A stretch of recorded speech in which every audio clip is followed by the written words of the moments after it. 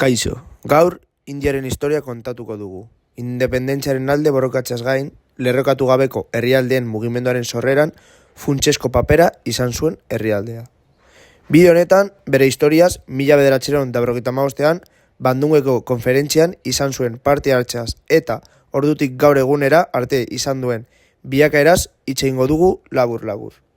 Zion inoiz independentziaren alde borrokatzeari gutxi.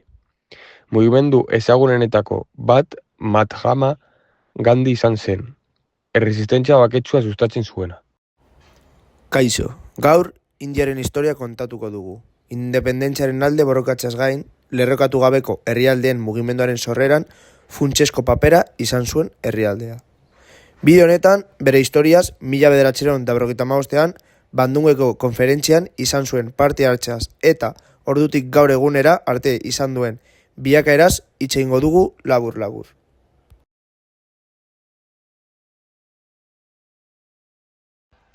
Mila 1995ean Bandungeko konferentzia ospatu zen Indonesian. Han, independentzia lortu berri zuten Asiako eta Afrikako 29 herrialde bildu ziren.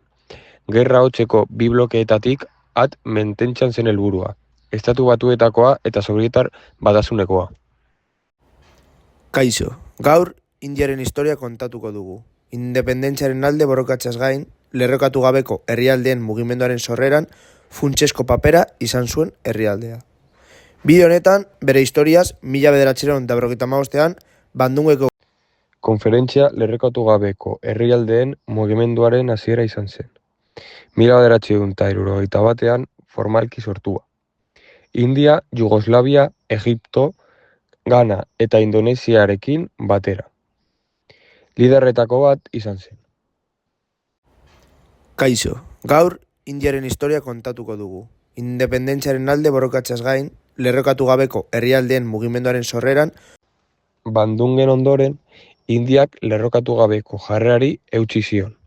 Hala eta guztiz ere, 1962ean gatazka armatuak izan zituen Txinarekin, eta 1965ean eta 1971ean Pakistanekin. Kaixo, gaur Indiaren historia kontatuko dugu. Independentziaren alde borrokatzeaz gain, lerrokatu gabeko herrialdeen mugimenduaren sorreran funtsezko papera izan zuen herrialdea. Bideo honetan, bere historiaz, Gaur egun, India gorakadoan potentzia da. BRICS taldeko G20ko kidea da, eta teknologia, medikuntza eta defentsa sektoretako liderra. Lerrokatu gabe terminoa, hainbeste erabiltzen ez duen arren, kanpo politika independentea defendatzen jarraitzen du. Kaixo, gaur Indiaren historia kontatuko dugu. Independentziaren alde borrokatzeaz gain, lerrokatu gabeko herrialdeen mugimenduaren sorreran funtsezko Laburbilduz, askatasunaren aldeko borrokak eta nazioarteko politikan jarrera bakarrak markatutako historia duen herrialdea da India.